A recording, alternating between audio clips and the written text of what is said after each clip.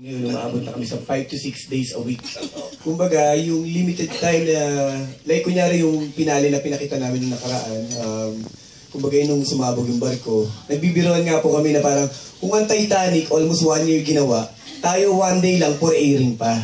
Ganun namin ginawa. Kumbaga, siguro dahil sa almost everyday nagtatrabaho kami, yung nakakapag-adjust na kami. Lalo na po ako siguro yung preparation. Minsan nga hindi na kami nag-iisip pero siguro dahil bit-bit namin yung kanya-kanyang character namin, kapag dumating na kami dun sa set, automatic na yun na parang naibibigay namin kung ano yung nire-required po ng eksena. Siguro, syempre, unang-una dahil po sa execution na magandang binibigay ng director namin, saka dun sa script po. Yung iba nga po sinasabi niya parang, ba't parang lagi nga, parang bigat, parang laging iyakan. Siyempre, sabi nga po namin, kasi yun yung past, yun yung pinaka-tinatakbo ng kwento eh.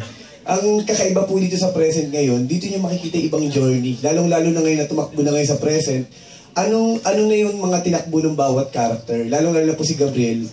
Kumbaga parang mag-iiba naman po yung mood ng kwento po. Ayun naman. Sa mga bagubang batang artista o sa mga kaliga mo, anong tinatahak mo? Magpaka-Christopher De Leon or Joel Toro when it comes to acting? Alam ko, pinanday ka na ng iba't ibang mga shows, ng mga drama shows. Ako po, honestly, hindi ko pa alam kung kumbaga, hindi ko pa alam hindi ko pa alam kung saan direction po ako mapupunta. Kumbaga, nandun pa po ako sa gumagawa ko ng direction para sa sarili ko. Pero para sa akin po, si Tito Boy at si Tito Joel, isa po silang inspirasyon para po sa akin. Na lalong-lalo na, sobrang saya ko dahil kapag nakakatrabaho ko yung mga mahuhusay na aktor na kagaya po nila, napakarami ko pong natututunan. Tulad ng mga ano? Siyempre po, yung mga yung discipline pagdating sa trabaho, makikita ko kung paano sila yung dedication nila pagdating po sa trabaho. Siyempre, nandun na rin po marami rin ako natututunan sa pagdating sa personal na buhay po. Ayun. May time ka pa ba matulog? Kasi sabi mo kanina, mga 5 to 6 days a week ang taping ng Ikaw Lamang. Ano yan? Tipo bang after mag-pack up, ligo lang, o palikuli sa location? Nagkakaroon naman po kami ng enough time para makapagpahinga po ng konti. Pero sabi nga namin, pinasok namin yung ganitong trabaho, syempre po paninindigan po namin yan. Hindi naman po namin nahayain na biguin po namin yung mga manonood. Thank you. Sa Ruel kasi tulog ng tulog kaya may enough time matulog. Ngayon, gusto kong malaman si Coco ba and Joel, have you worked together?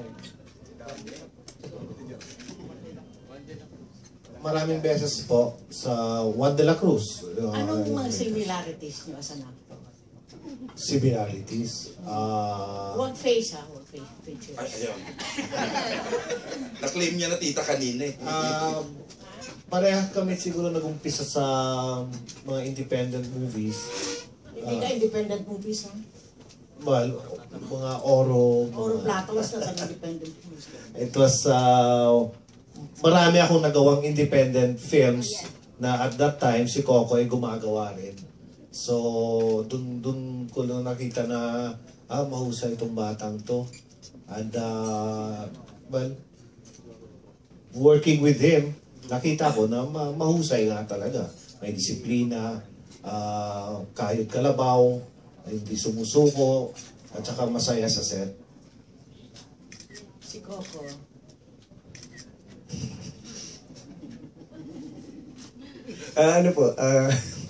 Marami rin po kumbaga yung similarities po, sabi ko nga, si Tito Joel kasi yung tatandaan ko, yun nga, nung bago-bago siya, sabi ko, nakita ko yung kung saan siya, kasi sabi ko, mahilig po ako manood talaga ng mga old Tagalog movies. Kumbaga yung mga pelikula na gawa niya nung araw, napanood ko po.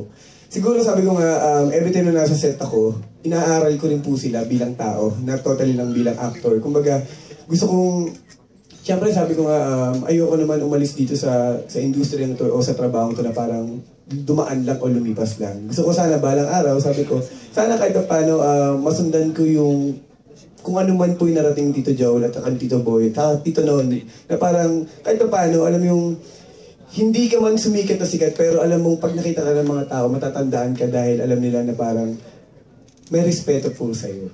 Ayun po. Thank you. May kay Joel ulit. Joel, to the very end, up to doon sa Titanic scene, yung pagmamahal ni Samuel kay Isabel, parang have remained as intense. Will you be able to approximate it na naging ikaw na si Samuel, na at tapos ang magiging Isabel na ay si Ami Austria? Yun ang ang iniisip ko lagi eh. Hindi pa namin nakukunan ng eksena. How will I be able to top that? Kasi, mala Titanic nga. And it's the ultimate love story. So, yun, kinakabahan ako. So, we'll see when we get there. We'll cross the bridge when we get there. Si Coco. Coco, sa tunay na buhay, ganun ka ba magmahal? Ayun nga. Dati po. Dati ba na? Siyempre po, kung talagang mahal mo isang tao, di ba? Habi nga, ano yan eh, panghabang buhay yan eh. Kaya nga pumahantong minsan na lalagay ka na sa tahimik, magpapakasal ka. Ang nangyari nga lang kay Samuel sa kay Isabel, maraming hadlang, maraming mga indulto kung ba't nituloy ang kanilang pagmamahalan. Pero kung ako, katulad yung kung sa akin nung mangyari yun, kung mabibigyan ulit po ako ng chance na makita yung taong minamahal ko, gagawin ko lang po yung ginawa ni Samuel. Yun po. Kay Boyet. Boyet, to the very end, ang sama-sama ni Franco. Franco, yeah. Talagang I hate him. Oh, Diba, yeah? Max? Yeah, Grabe. yeah. Ngayon, paano mo aanuhin yun? Samantalang ang image mo ay hindi ganon. Well, actually, naging fan ako nung character ni Franco also. And of course, the others the same time, Samuel and all. But I was watching yung performance ni Jake as Franco. It was so intense. I had to actually, it was so intense. Sabi ko, paano nagagawa itong batang itong ginagawa niya? You know, it was like, sakit sa ulo hatan itong ginagawa niya.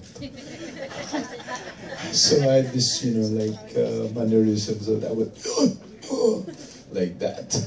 Every time I say my lines. But, you know, I have to tame it down a little siguro sa umpisa because yun yung instruction sa amin ng production ng grupo na will start really smooth and mellow for sa umpisa, and then that's when we'll build up. And I'm sure in the end Franco will still go berserk.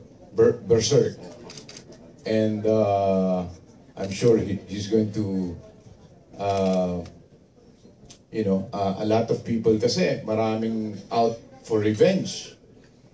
Like, so many. Ang dami niya na sagasaan actually.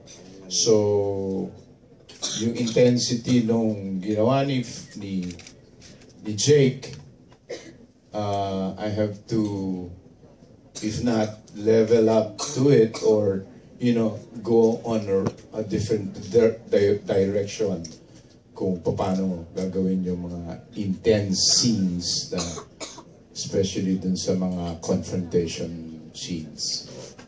Thank you. Salamat. AJ, yung pagpasok ni Rio, kasi yung role doon ni Meryl ay hindi gaano